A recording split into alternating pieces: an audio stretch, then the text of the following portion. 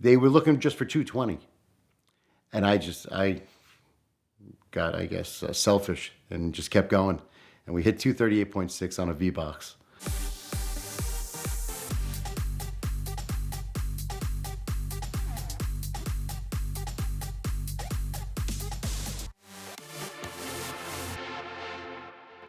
So I've been involved in the car market for quite some time. I've owned businesses that always surrounded cars. My first automotive related business was a car stereo store. That was back in the 90s. There came a time when cars started coming with a lot of the upgrades that we were doing. So that business was dwindling a little bit. And towards the end of my career in that business, I met a gentleman that was in the repossession business, which then pushed me over to that side of the coin. I was involved in the repossession business for quite some time, and I was very successful at it, which allowed me to start really diving into buying what I would consider more notorious sports cars and then getting into exotic cars. So my very first, I would say, sports car was a 87 Porsche 911, which a lot of people say, well, that's an exotic. I don't consider it an exotic. It's more like a gentleman's sports car. I think it's always been.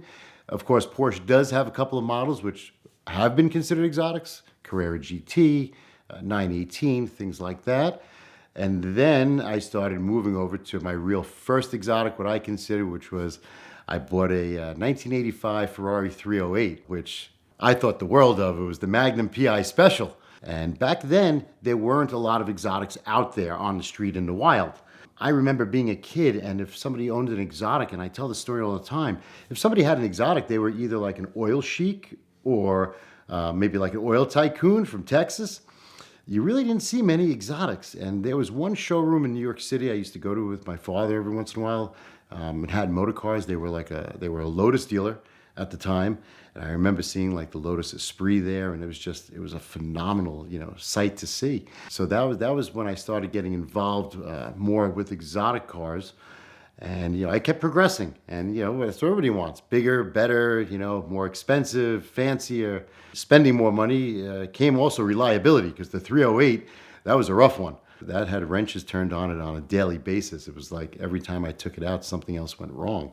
Eventually, I gave up on the 308. I moved on to a Ferrari 348. That was a good car. I drove that car a lot. I had a lot of fun with that car. It had kind of like a quirky manual top to it, but it had the gated, shifter, and it was a lot of fun. That was just when Ferrari started with paddle shifting, but I had a manual. I always believed in manuals. Actually, at the same time I had a 348, it was a repossession that I acquired. It was an incredible find. It was an 88 930 slant nose turbo cabriolet, a real 505 option car, which means that it's a real slant nose, a real steel conversion from the factory. And it was absolutely phenomenal. Actually, it was kind of a high mileage car. I stole the car. Absolute thievery from the bank. They had no idea what it was. It was listed on the loan as just being an 88 Porsche. I think I wound up paying about $6,000 for the car.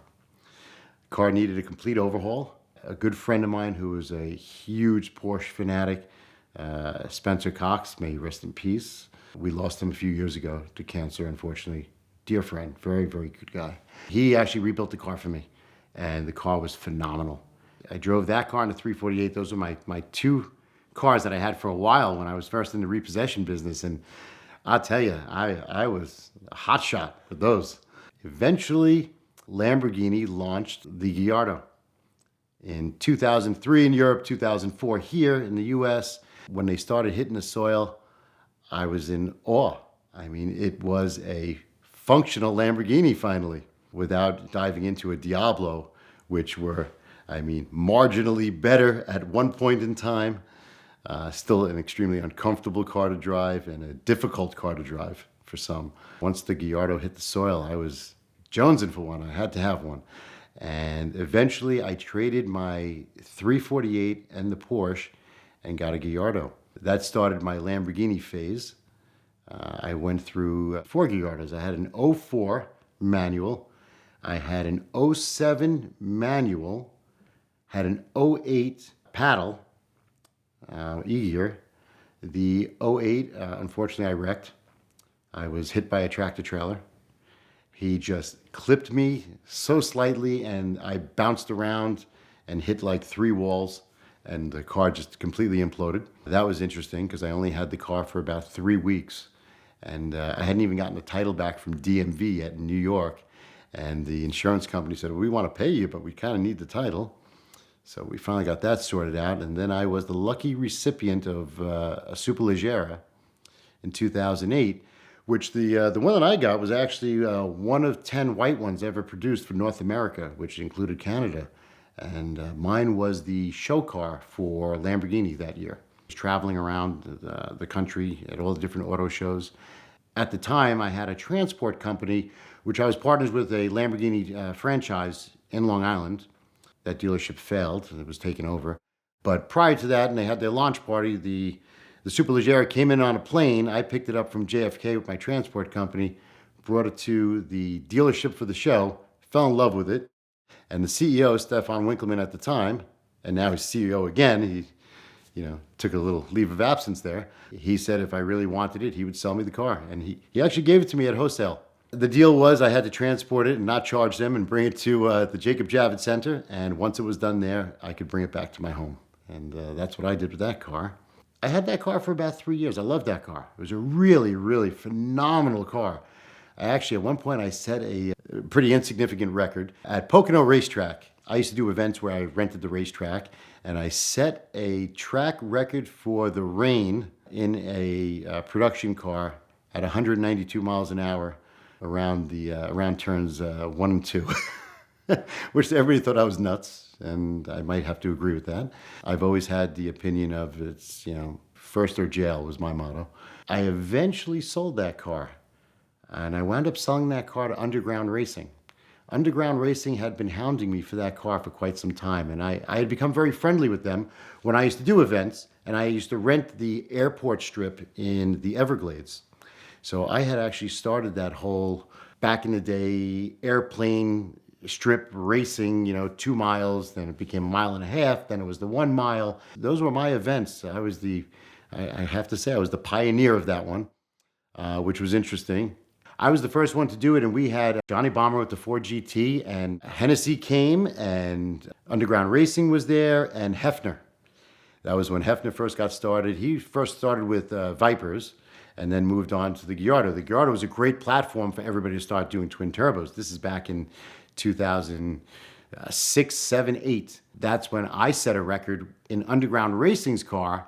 They had an '07 Nera, which was with their first twin turbo car. They were testing it on the track, and I hit 238.6 miles per hour.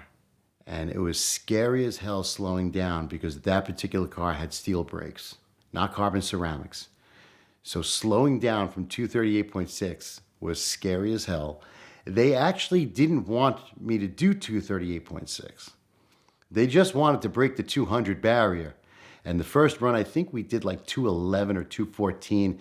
And then they took out their laptop and they cranked it up a bit. And I went back around and we did a rolling start. They were looking just for 220.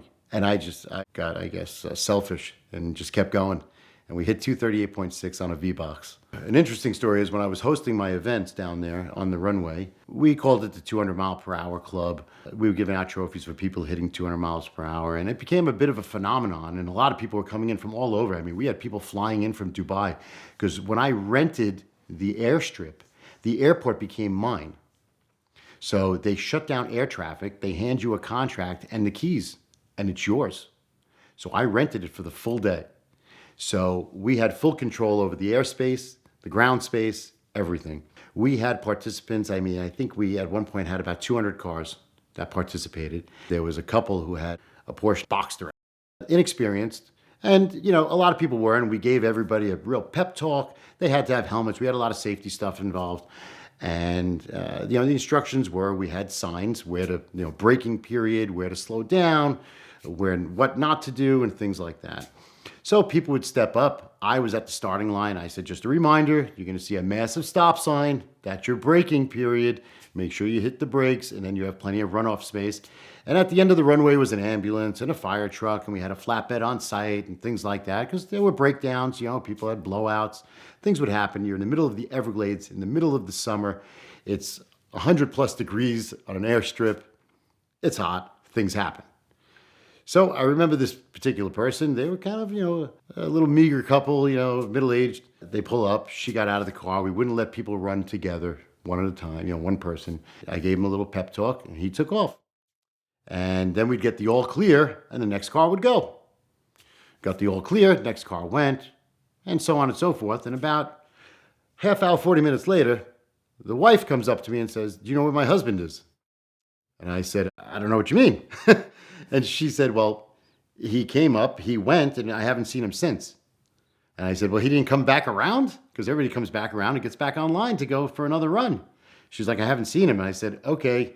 I shut it down for a second. I got everybody on the radio, on the two-way radio. The ambulance driver, who had a set of binoculars, found him. He never hit the brakes. He went off the end of the runway into the Everglades swamps. He launched himself, and nobody saw it. Nobody. I mean, I was too far to see it. It was 2 miles away. The ambulance, I guess, was not paying attention.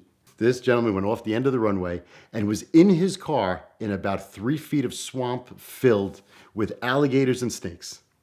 And he was out there for a good hour and a half. And we shut everything down. The flatbed went out. Then the flatbed driver said, "Well, how do you expect me to get him?"